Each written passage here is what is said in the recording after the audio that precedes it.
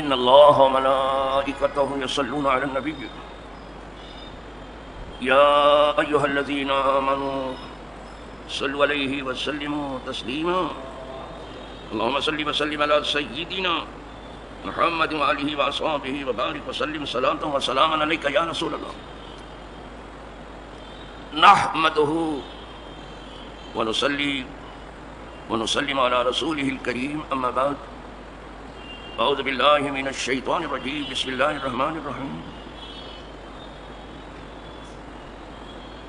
وعن سید بن ثابت قال بین رسول اللہ صلی اللہ علیہ وسلم فی حائط لبنی النجار علی بغلۃ لہ ونحن معہ اذ حادت به فقالت تلقی واذا اقبر ستة او خمسة فقال من يعرف اصحاب هذه الاقبر قال رجل انا قال فمتى ماتوا قال في الشرك فقال ان هذه الامه تبتلى في قبورها فلولا الا تدافنوا لدعوت الله ان يسمعكم من عذاب القبر الذي اسمع منه ثم اقبل علينا بوجهه فقال تعوذوا بالله من عذاب النار قالوا نعوذ بالله من عذاب النار قال تعوذوا بالله من عذاب القبر قالوا نعوذ بالله من عذاب القبر قال تعوذوا بالله من الفتن ما ظهر منها وما بطن قالوا نعوذ بالله من الفتن ما ظهر منها وما بطن قال تعوذوا بالله من فتنة الدجال قالوا نعوذ بالله من فتنة الدجال رواه مسلم. یہ اس بات عذاب قبر کی فصل اول کی آخری حدیث جس میں صرف بخاری و مسلم کی حدیثیں ہوتی ہیں، یہ امام مسلم نے روایت کیا.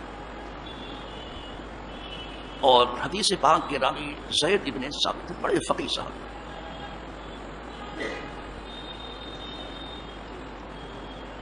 قرآن جمع کرنے کا کام صدیق اکبر نے انہیں کو سونپا تھا. سمجھ لینا یہ کیسے ہوں. اور اس کی تجدید کا کام عثمان غنی کے زمانے میں عثمان غنی نے بھی انہیں کو سونپا تھا. زید ابن ثابت جلیل القدر صاحب. تو ایک واقعہ بیان کر رہے ہیں، اپنی آنکھوں دیکھا صحابی رسول زید ابن ثابت سے ہے کہ ہم رسول اللہ صلی اللہ علیہ وسلم کے ساتھ ہی تھے بنو النجار کے باغ میں، جبکہ حضور ایک کھچر کے اوپر سوار تھے. یہ گدھے سے بڑا ہوتا ہے کھچر، اس کو بغلا کہتے ہیں. گدھے سے بڑا ہوتا ہے اور گھوڑے سے چھوٹا ہوتا ہے، بڑا مضبوط ہوتا ہے. تو حضور کھچر کے اوپر سوار، یہ دلدل بھی کھچر ہی تھا، بہت اسپیڈ والا تھا. جسے دلدل کہتے ہیں نا وہ کھچر ہی تھا. ونحن معہ، حضور کھچر کے اوپر سوار تھے اور ہم آپ کے ساتھ تھے. اذ حادت بہ، کہ اچانک وہ بدکا حضور کو لے کر کھچر، وہ کھچر حضور کو لے کے بدکا اور اتنی اسپیڈ تیز کر دی اپنی کہ قریب تھا کہ حضور گر جانے سے. اتنا بدکا، جانور کبھی بدکتا ہے اور چمکتا ہے.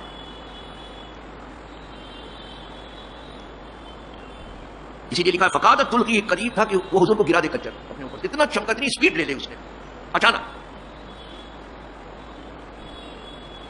تو اچانک ہم نے دیکھا کہ 6 یا 5 قبریں ہیں.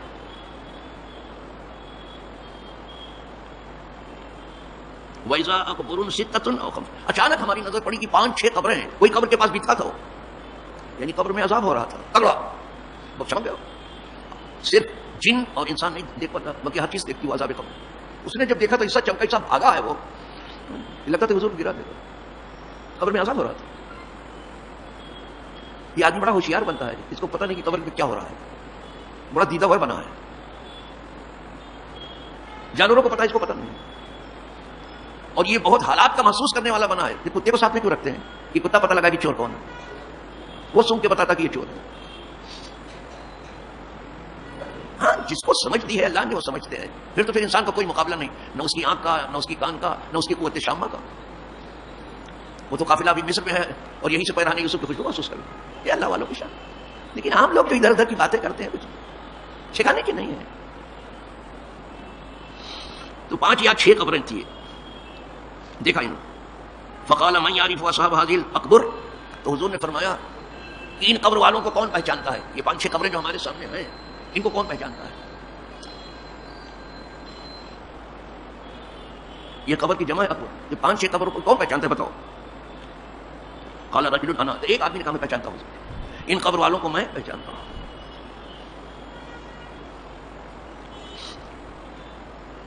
قال فمتى ماتوا، تو سرکار نے فرمایا یہ کب مرے؟ اگر تم پہچانتے ہو تو بتاؤ یہ کب مرے؟ قال فی الشرک، اس نے کہا شرک میں ان کا انتقال ہوا، مشرک تھے یہ لوگ، ایمان والے نہیں تھے. کیسے بتا دیں؟ مشرک تھے. مشرکوں کی بھی بنتی ہے قبر. اتنے کہتے ہیں کہ مجھے جلانا نہیں، مجھے قبر بنانا. کہا شرک پر مرے ہیں.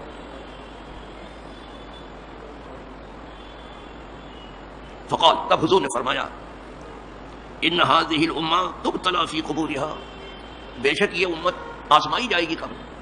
قبر میں اس کی آزمائش ہوتی ہے، قبر میں اس کا امتحان ہوتا ہے. بتایا، لیکن صرف ایمانیات کے بارے میں پوچھا جاتا ہے، لیکن امتحان ہوتا ہے قبر.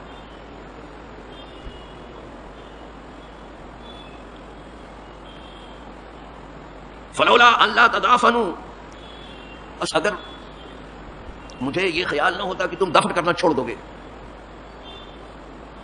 لدعوت اللہ ان یسمعکم من عذاب القبر الذی اسمع منہ، تو میں اللہ سے دعا کرتا. حضور فرما رہے اگر مجھے یہ خیال نہ ہوتا کہ تم مردے کو دفنانا چھوڑ دو گے تو میں اللہ سے دعا کرتا کہ تمہیں سنا دے قبر کا عذاب.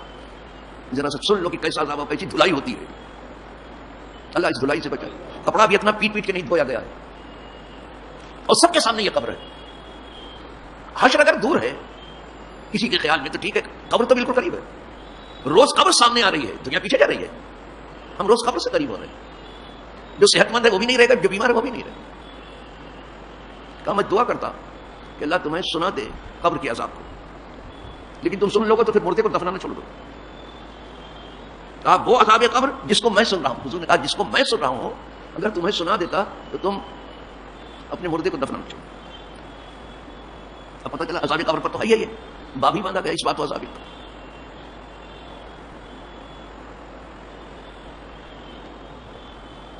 ثم اقبل علینا بوجہہ، پھر حضور ہماری طرف اپنا چہرے مبارک کر کے متوجہ ہوئے ہماری طرف. فقال تعوذوا باللہ من عذاب النار، فرمایا تم سب پناہ چاہو جہنم کے عذاب سے. قالوا نعوذ باللہ من عذاب النار، تو انہوں نے کہا ہم اللہ کی پناہ چاہتے ہیں جہنم کے عذاب سے. قال تعوذوا باللہ من عذاب القبر، تم سب پناہ چاہو اللہ کی قبر کے عذاب سے. سب کی ذمہ داری ہے، کوئی بڑی خوش فہمی میں نہ رہے، یا غلط فہمی میں نہ رہے، یا کچھ فہمی میں نہ رہے. بس دعا کرو اللہ سب کو بچائے. حضور فرما رہے ہیں صحابہ کو یہ درس دے رہے ہیں، تم سب قبر کے عذاب سے پناہ چاہو. ہم نے کہا کہ ہم پناہ چاہتے ہیں اللہ کے عذاب. فرمایا اللہ کی پناہ چاہو اس فتنے سے جو ظاہر ہے اس سے، اور اس سے جو چھپا ہوا ہے اس سے. فتنے دو طرح کے ہیں، ایک فتنہ ہے جو ظاہر ہے آپ کے سامنے دیکھ رہے ہو اور روز اس سے پناہ مانگ رہے ہو کہ اللہ اس سے بچا لیا، اور کچھ فتنے چھپے ہوئے ہیں ابھی ظاہر نہیں، وہ بھی ظاہر ہو. یہ تو جگہ ہی فتنے کی ہے، آزمائش کی جگہ ہے نا یہ دنیا. فتنہ میں نے آزمائش، امتحان. تو کہا فرمایا کہ پناہ چاہو اللہ کی ان فتنوں سے جو اس میں سے ظاہر ہیں اور ان سے جو بھی چھپے ہوئے. تو ہم نے کہا ہم اللہ کی پناہ چاہتے ہیں ان فتنوں سے جو ظاہر ہیں اور ان فتنوں سے جو چھپے ہوئے. فرمایا پناہ چاہو اللہ کی دجال کے فتنے سے. دجل کہتے ہیں فریب کو، دجال بڑا فریبی، تو وہ یہودی ہوگا. وہ دجال جو ہے یہودی ہوگا اور ایک آنکھ کا ہوگا، دونوں آنکھ اس کے پاس ہیں، بڑا فریبی. اس کا فتنہ بھی بہت زبردست ہے. کہا اس کے فتنے سے بھی اللہ کی پناہ چاہو. قالوا نعوذ باللہ من فتنۃ الدجال، تو ہم نے کہا کہ ہم دجال کے فتنے سے بھی پناہ چاہتے. اب یہ کتنی چیزوں سے پناہ مانگنے کی بات آئی. سب سے پہلے جہنم سے پناہ مانگو، پھر قبر کے عذاب سے پناہ مانگو، پھر جو فتنے چھپے ہوئے ہیں یا ظاہر ان سے پناہ، اور پھر فرمایا کہ دجال کے فتنے سے پناہ مانگو اللہ. لیکن یہ تو آپ کی سمجھ میں آ گیا اس آخری حدیث میں کہ جس وقت قبر میں عذاب ہوتا ہے جانور چرنا چھوڑ دیتے ہیں. آپ دیکھنا قبرستان میں چرانے جاؤ، آپ بکری یا کوئی گائے بھینس تو کبھی کبھی اٹھا لیتے ہیں، وہ کھاتے پیتے نہیں، اس لیے کہ ان کے سامنے ایسے وہ دیکھتے ہیں نہیں کھاتے، اور کبھی کبھی بتا کے بھاگتے. تو یہاں وہ کھچر پڑا. آخرت کی منزلوں میں سے سب سے پہلی منزل قبر ہے.